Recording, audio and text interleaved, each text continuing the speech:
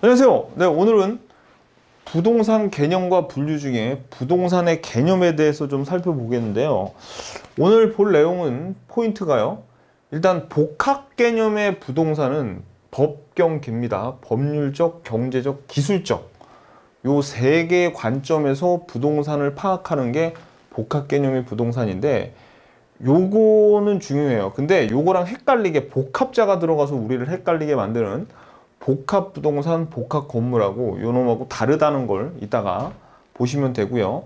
두 번째는 부동산의 정의는 토지와 그 정착물이라는 정의를 우리 민법상에서 하고 있기 때문에 요 정착물에 대해서 본격적으로 살펴보도록 하겠습니다. 그래서 요 본격적으로 종속 정착물과 독립 정착물이 있는데 얘네들을 구분할 줄 아셔야 돼요. 그리고 정착물의 판단 기준도 살펴봐야 됩니다. 그래서 오늘은 요 네 가지 정도 한번 살펴보도록 할게요. 자, 그러면 교재 17페이지 펴 보시면요. 이제 부동산의 개념이 나오는데 여기서 자, 밑줄 그세요. 복합 개념의 부동산이란 복합 개념의 부동산 밑줄 부동산을 법률, 경제, 기술적 요 밑에 기술적으로 우리가 물리적 요렇게 표현할 수도 있습니다. 측면에서 보는 입장이다. 그래서 요거 외우는 건 그냥 대한민국의 모든 수험생들이 법경기로 그냥 한 번만 딱 하면 외워지죠. 법경기, 법률적, 경제적, 기술적 측면에서 부동산을 파악하는 거를 우리가 뭐라고 그런다?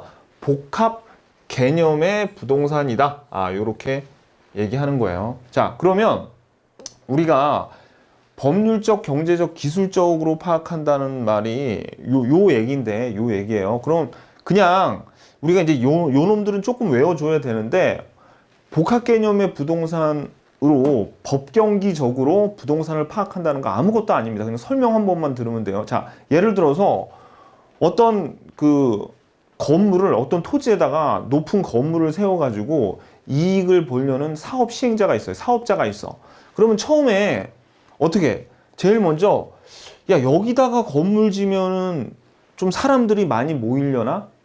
그렇게 생각해서 돈이 될 만한 위치를 찾아다니는 것. 그게 일종의 경제적인 개념으로서 부동산을 보는 거예요. 자, 그러면 사람들이 많이 다니는 그런 토지, 돈이 될 만한 토지를 발견했어요. 그럼 그 토지를 보고 내가 건물을 20층짜리를 지어서 요거를 분양해가지고 팔아먹을 건데 요 토지가 20층짜리를 지을 수 있나라는 그 집안이 가령 모래가 많이 섞여 있으면 20층짜리 못 짓잖아요. 그죠? 그러니까 집안이 튼튼한가? 20층을 충분히 지을 수 있나라는 그거를 파악하는 게 물리적 개념, 기술적 개념에서 파악하는 거예요.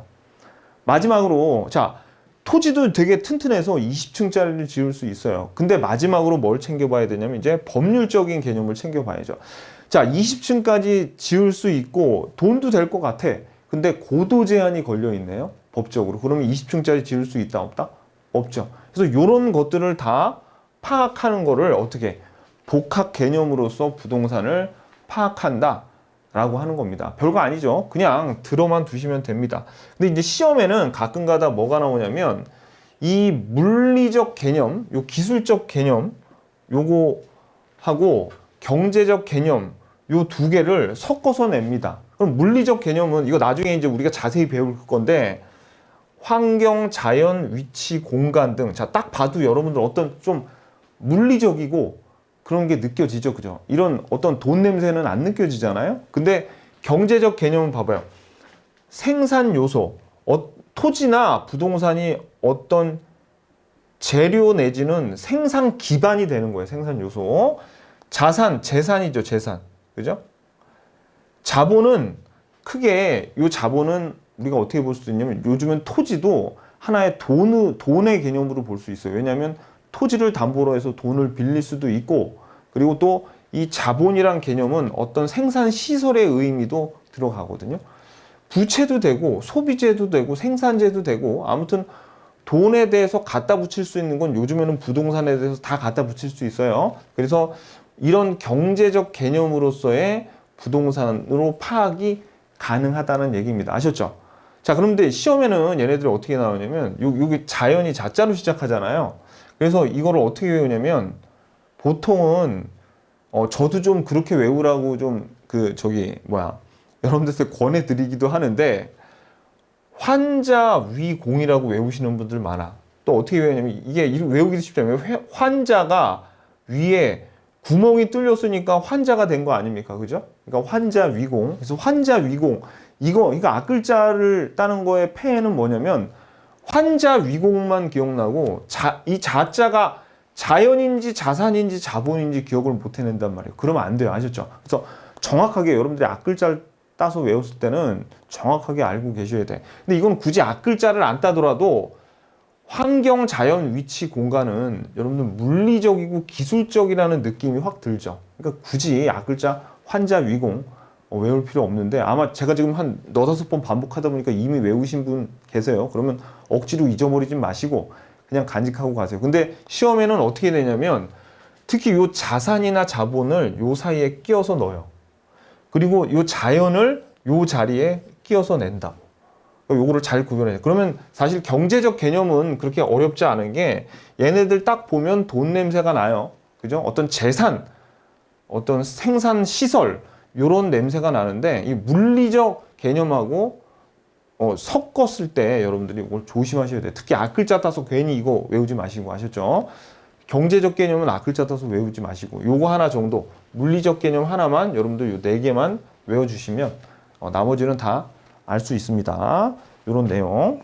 자, 그래서 다시 한번 말씀드리지만 얘네들은 환자 위공이고 그죠? 아주 물리적인 내용이 얘네들은 돈 또는 생산과 소비하고 관련돼 있는 내용들이에요.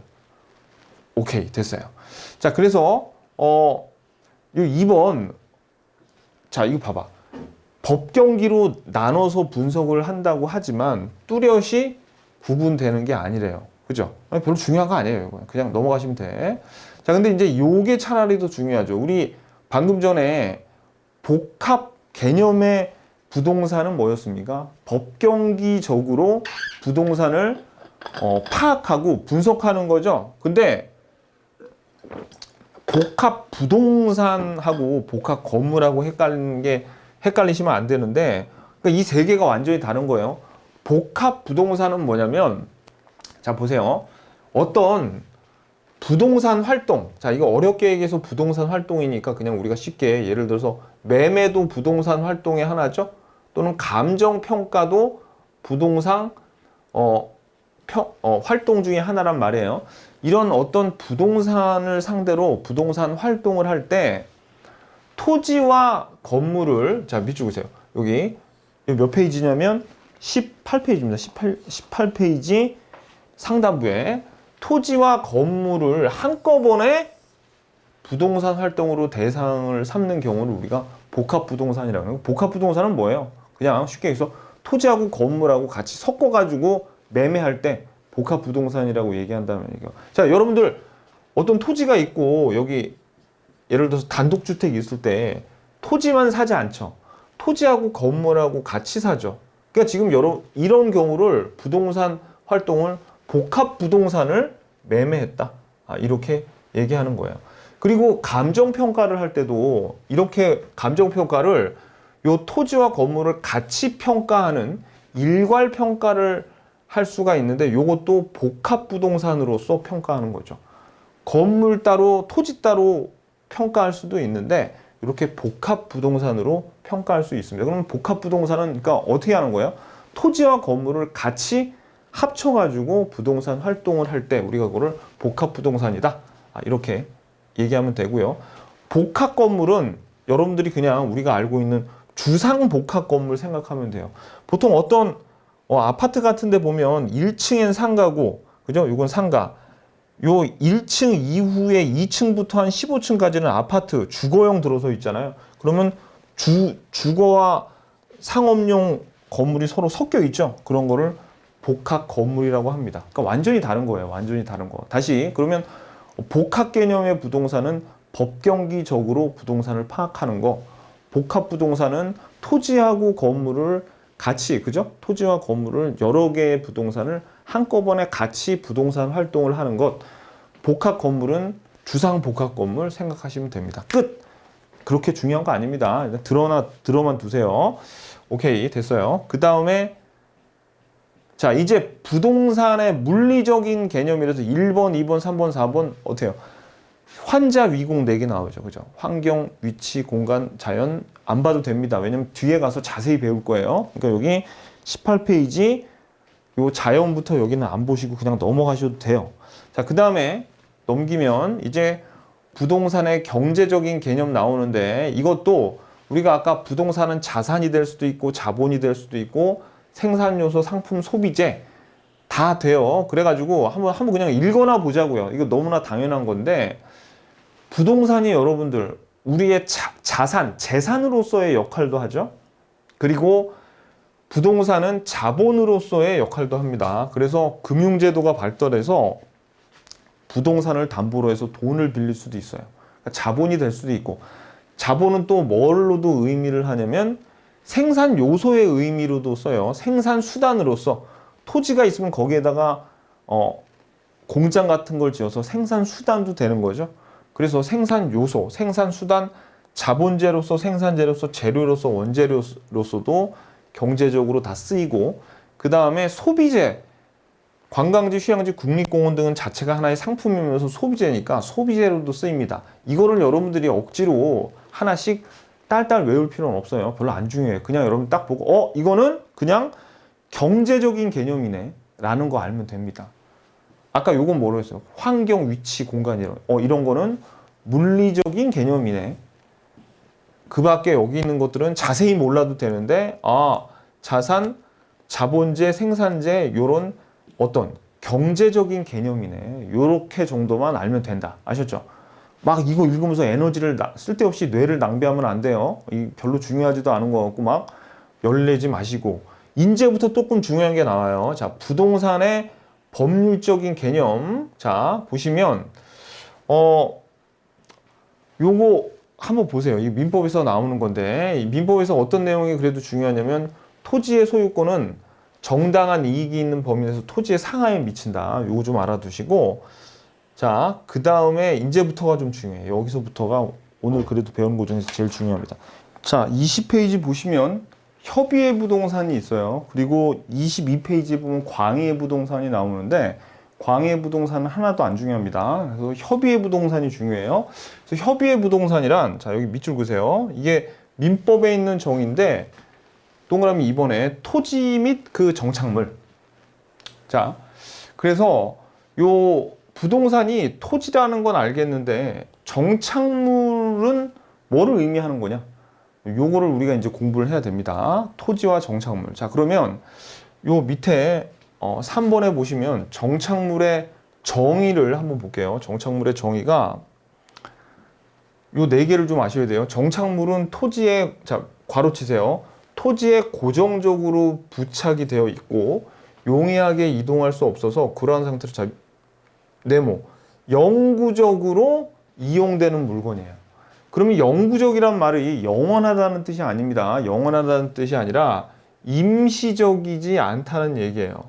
자, 그래서 예를 들어서 비닐하우스 같은 거 토지에 부착이 되어 있지만 비닐하우스 같은 거는 일시적인 거죠. 그러니까 그런 건 정착물이 아니니까 부동산도 아니라는 얘기예요. 정착물이면 부동산인데 비닐하우스는 정착물이 아니니까 부동산이 아니라고요. 오케이, 됐습니다. 자, 그래서 정착물의 예로서 뭐 이런 것들이 쭉 나와요. 이런 것들이 쭉 있는데 요 동그라미 4번 여기에다 밑줄 그세요. 판잣집, 가식죽인 수목, 공중전환박수, 신문가사의 경장 수확물 등은 정착물이 아닌 동산이다. 얘네들 뭡니까? 다 가식적인 수목은 요게 일시적으로 심었다가 다른 데 옮겨 심으려고 일시적으로 심어 놓은 수목이에요. 그러니까 얘도 임시적인 거지. 공주전화박수, 신문가파인데 요런 것들 다 뭐다? 정착물이 아니라고요. 특히 중요한 게 요 경작 수확물 동그라미 치십시오. 요 놈이 제일 중요해요. 나머지는 딱 보면 임시적인 거라서 정착물이 아니라는 생각이 드는데 경작 수확물은 이따가 우리가 볼 겁니다. 자, 그래서 쌍괄호 2번에 이제 정착물의 종류가 동그라미 1번부터 21페이지까지 설명이 나오는데 요거는 저한테 먼저 설명을 듣고 읽으면 쉽게 읽습니다. 먼저 어딜 보시면 그 옆 페이지에 21페이지를 보자고요. 요거부터 먼저 설명드릴게요. 자, 보세요, 여러분들. 우리가 정착물은 크게 어떻게 나누냐면 종속 정착물과 독립 정착물로 나눕니다. 근데 요걸 일단 먼저 아셔야 돼. 종속 정착물이건 독립 정착물이건 둘 다 정착물이죠. 근데 우리가 부동산의 정의가 토지와 그 정착물이라고 했으니까 종속이건 독립이건 둘 다 뭐에 들어가는 거예요? 부동산이라는 겁니다. 일단 요걸 아셔야 돼요. 둘 다 부동산인데, 그러면 종속 정착물과 독립 정착물의 차이는 뭐냐? 종속 정착물은 여러분들 민법 시간에 부합이라고 배웠죠? 그게 이거예요. 얘네들은 종속 정착물은 그냥 토지에 포함이 돼 있어가지고 얘네들을 따로, 자, 이들을 따로 분리해서 팔 수가 없어. 분리해서 팔 수 없어. 그러니까 요거의 소유권은 누구 거예요? 토지 소유자 겁니다. 그러니까 토지하고 분리해서 팔 수도 없어요. 토지하고 분리해서 소유권도 가질 수 없고 요거를 팔 수가 없는 것을 우리가 종속 정착물이라 그래요. 그러면 독립 정착물은 뭐냐면 토지 위에 있는데 요거를 따로 팔 수 있어. 그러니까 요거는 분리해서, 요 독립 정착물은 분리해서 팔 수가 있어요. 분리해서 팔 수 있어. 그 말은 무슨 뜻입니까? 토지 소유자와 요 독립 정착물의 소유자는 다를 수 있다는 거예요. 이 대표적인 게 뭡니까? 건물이죠. 그래서 토지는 A가 갖고 있고 건물은 B가 갖고 있잖아요. 요 건물 같은 경우에는 어떻게 해요? 그죠? 소유자, 요건 따로 팔 수가 있습니다. 따로 팔 수가 있어요. 대표적인 게 건물. 자, 그런데 이게 이제부터 중요해. 자, 그래서 우리가 차이를 알았습니다. 그러면 독립정착물이라는 것은 토지 소유자 거일 수도 있지만 이 토지 위에 있는 독립정착물은 따로 분리해서 팔 수도 있구나. 요게 독립정착물이고, 그렇지 않은 것은 종속정착물인데, 그러면 한 번 종속정착물이면 영원히 종속정착물이냐?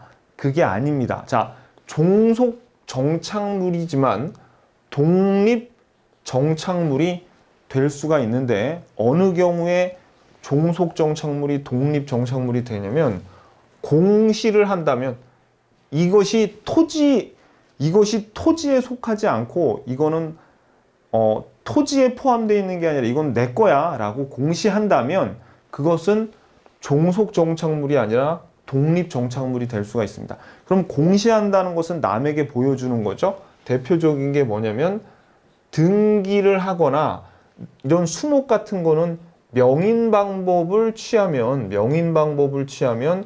이렇게 공시하면 종속 정착물이 독립 정착물이 돼서 따로 팔 수가 있어요.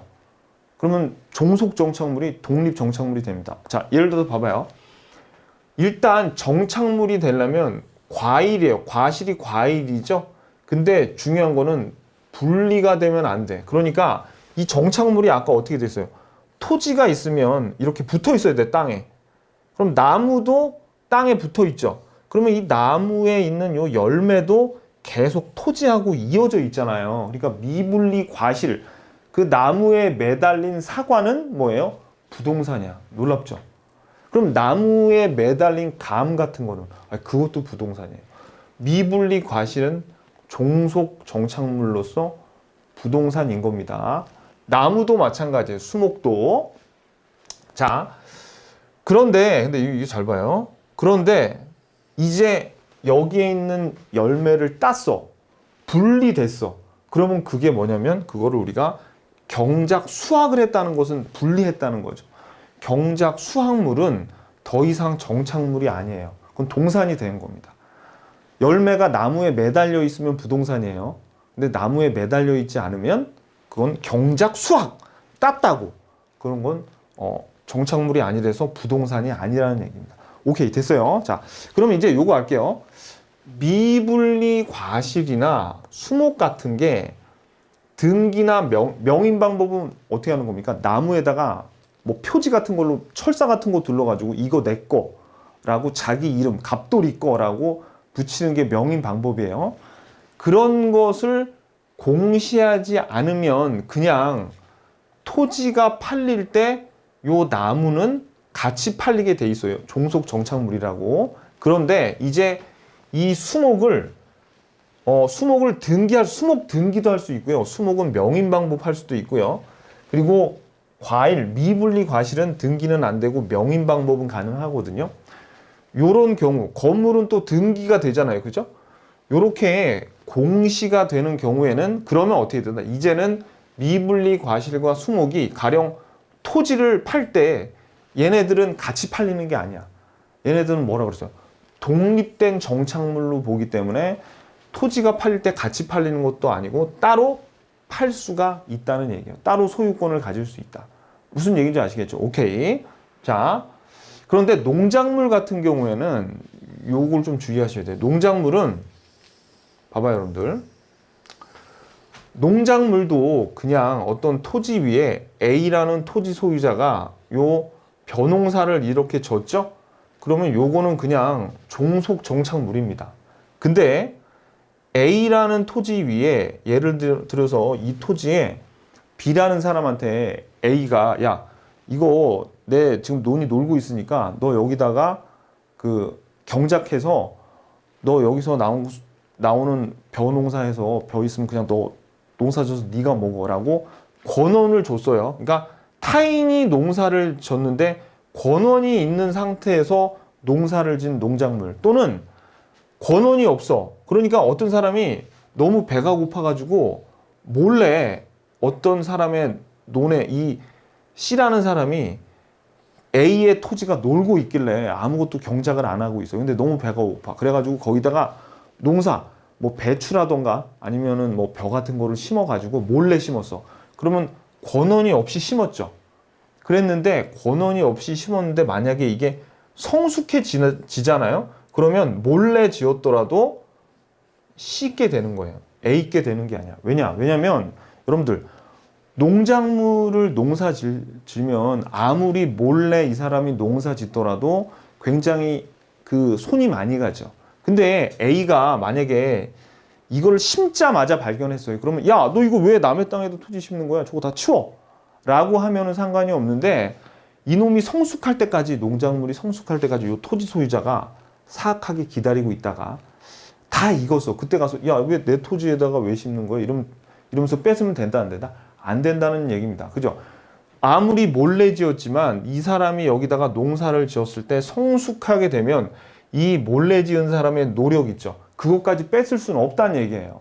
무슨 얘기인지 아시겠죠? 오케이, 됐어요. 자, 그래서 요거를 정리를 해보자면, 자, 보세요. 여기 위에, 자, 종속 정착물에도 미분리 과실 있고, 수목 있고, 농작물 요 세 개 있죠? 여기 봐봐요. 수목하고 미분리 과실, 얘네 같은 경우에는 원래는 종속 정착물이지만 수목 등기나 명인 방법을 하게 되면 뭐가 된다? 독립 정착물이 된다는 겁니다. 오케이? 자, 그 다음에 그러면 농작물은 어떻게 해요? 농작물도 원래는 종속 정착물이지만 권한이 있는 사람이 심은 농작물이나, 그죠? 타인, 토지 소유자가 아니라 타인이 심은 농작물이나 권한이 없는 상태에서 성숙한 농작물은 뭐가 되는 거예요? 종속 정착물이 아니라 독립 정착물이 된다는 얘기입니다. 오케이, 됐죠? 자, 근데 여러분들이 여기까지는 이해가 쉽단 말이에요. 자, 여기까지 이해 쉬워. 근데 제가 이제 문제 한번 내볼게요. 자, 잘 들어봐. 여기서 헷갈리면 안 돼요. 자, 명인 방법을 갖춘 미분리 과실은 독립 정착물이다. 맞아요, 틀려요? 맞죠? 그죠? 명인 방법을 갖춘 미분리 과실은 독립 정착물이잖아요. 그럼 이건 어때요? 자, 명인 방법을 갖추지 않는 미분리 과실은 종속 정착물로서 부동산이지만 명인 방법을 갖춘 미분리 과실은 독립 정착물이므로 부동산이 아니다. 맞아요, 틀려요? 틀리잖아요. 왜?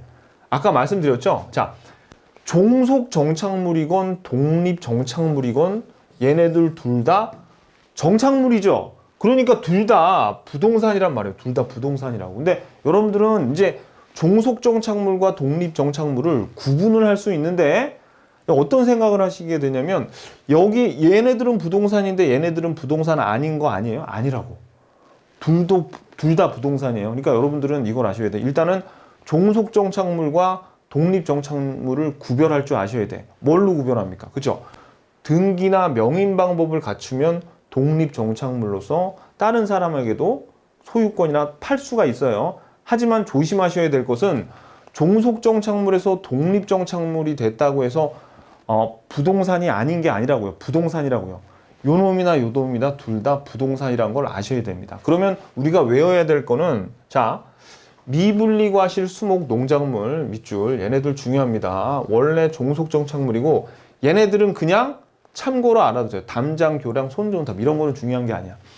미분리과실, 수목, 농작물은 원래는 종속정착물인데 얘네들이 등기나 명인 방법 등을 갖추거나 또는 권원이 있거나 권원이 없는 상태에서 성숙해지면 뭐가 된다? 독립정착물이 된다는 겁니다. 그러면 명인 방법이나 그죠? 등기, 권원 뭐 이런 얘기가 들어가면 얘네들은 독립정착물이 된다. 주의할 거. 둘 다 뭐다? 부동산이다. 끝. 근데 이제 하나만 더. 정착물이 아닌 거 요것도 아셔야 돼요. 특히 뭐가 중요하겠어요? 경작수확물. 요건 왜? 자, 열매가 땅에 계속 이어져 가지고 나무에 붙어 있으면 부동산이에요. 근데 똑 하고 띄어내면 수확을 하게 되면 더 이상 정착물이 아니라는 거. 그리고 가식적인 수목도 일시적으로 심어 놓는 거죠. 아니라고요. 판자집 같은 거 이따 봤죠. 요 표만 이해하면 이제 자 20페이지에 요 내용을 보면서 한번 제가 설명을 드릴게요. 20페이지 한번 볼까요? 20페이지에 1번 볼게요. 자, 정착물은 법률상 취급에 따라 독립정착물과 종속정착물 두 개로 나눈다 그랬죠. 자, 그래서 독립정착물은 토지와 별개의 독자적인 소유권이나 저당권을 인정할 수 있다. 그냥 이게 좀 어려우면 여러분들이 그냥 요거 분리해서 팔 수 있다. 그냥 이렇게 적어놔요. 이렇게 이해하는 게 더 편해. 이렇게 이해하는 게 훨씬 쉬워요.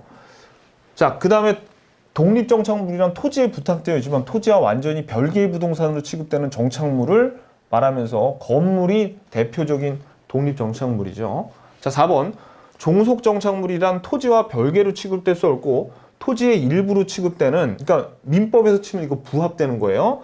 정착물을 말하는데 축대, 도로, 교량, 제방, 돌담 등 대부분의 정착물이 종속정착물에 해당한다. 이런 거 외울 필요 없습니다. 그냥 딱 봐도 여러분들 토지에 붙어 있는 거죠. 그죠? 오케이. 건물이랑 다른 건축물들, 요런 것들, 요런 거 다 그냥 종속정착물 부합되는 거예요. 자, 그러면 요게 중요하죠. 밑줄. 종속정착물이 공시와 같은 일정한 요건을 갖추면 독립정착물이 될 수가 있다.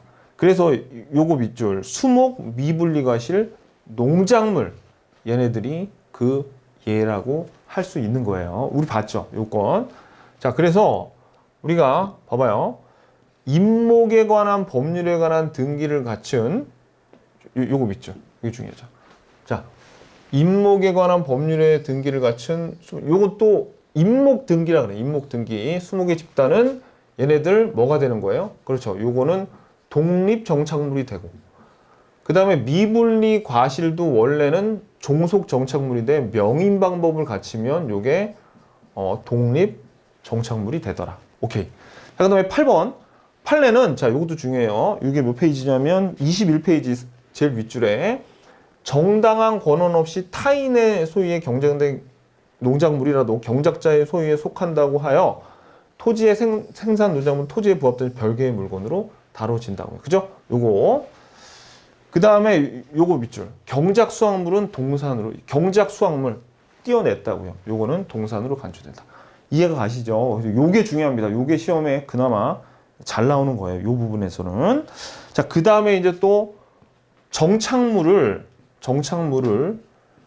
판단하는 기준, 정착물을 왜 판단하는 거예요? 이게 정착물이라고 판단되면은 부동산인데 아니면은 부동산이 아니라고요. 무슨 얘기인지 아시겠죠? 자, 볼게요. 근데 여기에서 지금 보는 거는 이런 거는 약간 서양 기준이에요. 서양 기준. 자, 왜냐하면 우리 부동산학개론이 미국에서 들어온 학문이기 때문에 자, 보겠습니다. 1번. 일단은 물건의 부착 방법, 여기에서는 뭐를 고려해야 되는지 자, 밑줄 보세요. 물리적인 손상과 기능적 손상, 요 기능적 동그라미, 물리적 손상 둘 다 고려해야 됩니다. 건물에 부착된 어떤 물건을 제거하려면 그 물건에 물리적인 손상이 가요. 아까 담 같은 거는 종속 정착물이죠. 그거를 허물어 버리면 물리적으로 없어지는 거잖아요. 그러면 당연히 걔는 정착물이 되는 겁니다. 그런데 그런 것뿐만 아니라 우리가 물리적으로 손상이 되는 거는 눈으로 보이는데 그것뿐만 아니라 건물이 제대로 기능을 하지 못해 기능적인 손상을 가져왔어요. 그래서 자, 밑줄 보세요. 건물의 효용이 감소하는 경우, 효용이 감소한다는 것은 아주 편리성이 떨어진다는 얘기예요. 가장 대표적인 게 수도꼭지죠. 수도꼭지. 여러분들 건물에 있는 수도꼭지 그거 떼내기 되게 쉽습니다. 몽키 스패너 가지고 한 몇 번 돌리면 그냥 빠져요.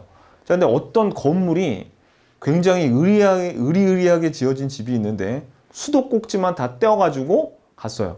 그럼 그건 집이 아니라 지옥이죠. 그죠? 뭐 세수를 할 수 있습니까? 뭐 설거지를 할 수 있습니까?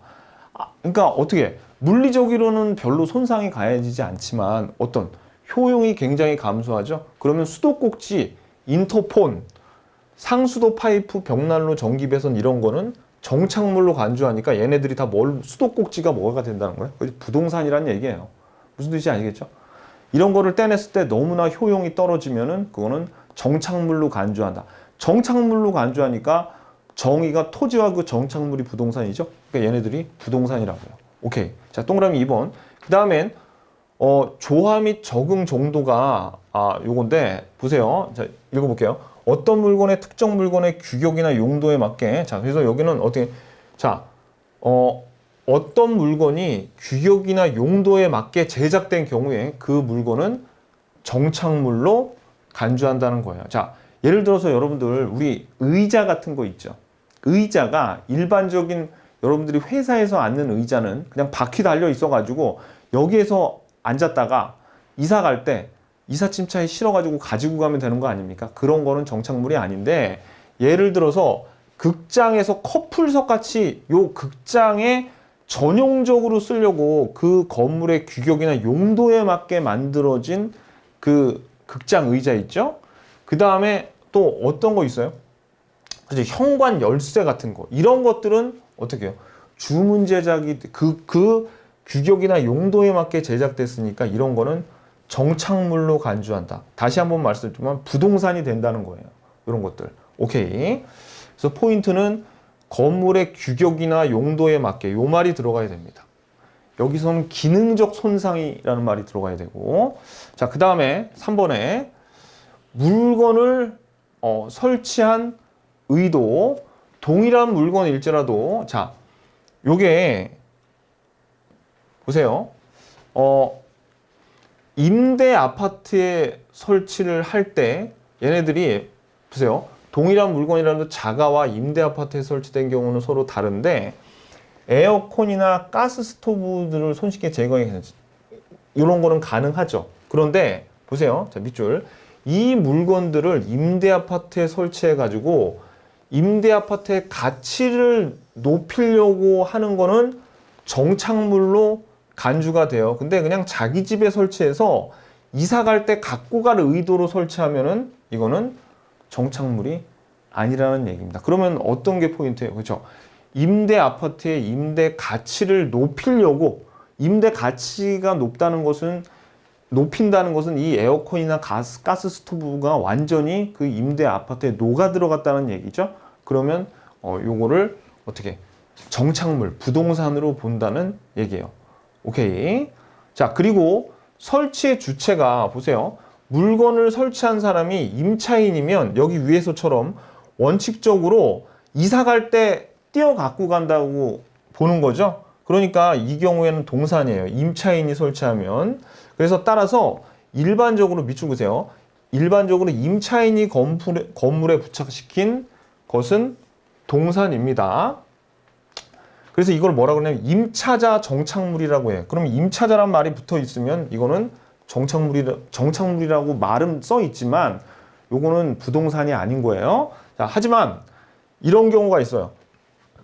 거래 당사자 간의 합의가 있는 경우에는 정착물로 간주할 수가 있다. 만약 쌍방의 관계가 매도자, 매수자인 경우 물건의 주인이 불분명할 때는 매수인 것으로 취급한다. 자, 이런 내용이 있는데 봐봐요, 여러분들. 거래 당사자 간의 합의가 있는 경우에 정착물로 간주할 수 있다. 요거 가로. 이건 무슨 뜻이냐면 이겁니다. 임차인이 비록 가스레인지 같은 거 있죠. 가스레인지 임차인이 만약에 들고 와서 설치한 거면 이사 갈 때 갖고 가시죠.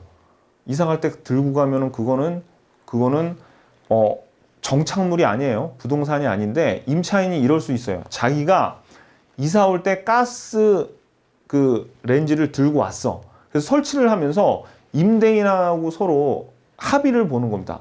어떻게 하냐면 사장님 제가 월세 50만 원 받기로 했는데 제가 2년 뒤에 떠날 때 이 가스레인지 그냥 여기 놔두고 갈 테니까 이 임대료 좀 한 47만 원으로 좀 깎아주세요. 3만 원씩 좀 깎아주세요. 이럴 수 있죠. 그런 경우에는 이거 들고 가겠다는 거 여기 놔두고 가겠다는 거예요. 그죠? 임차인이 비록 갖고 왔지만 합의가 있어서 정착물로 그냥 놔두고 갈 경우엔 그때는 뭐가 된다? 이사 갈 때 안 들고 갈 거니까 정착물로 간주된다고요. 아셨죠?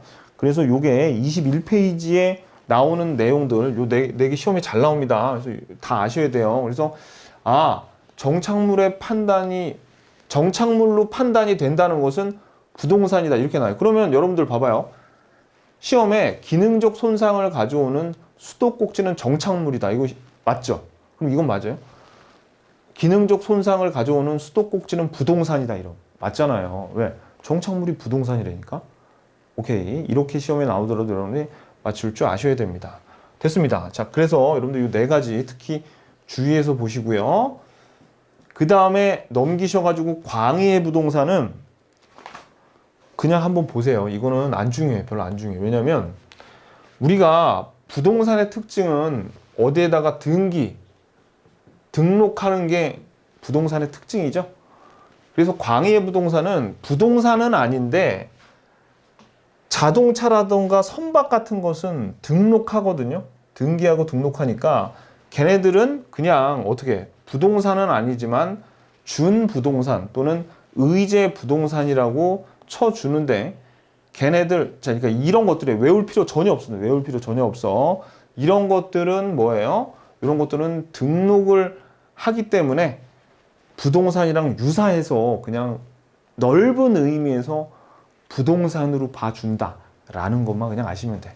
외울 필요 없어. 그냥 그러면 원래 협의의 부동산이 중요해요. 협의의 부동산은 뭔데?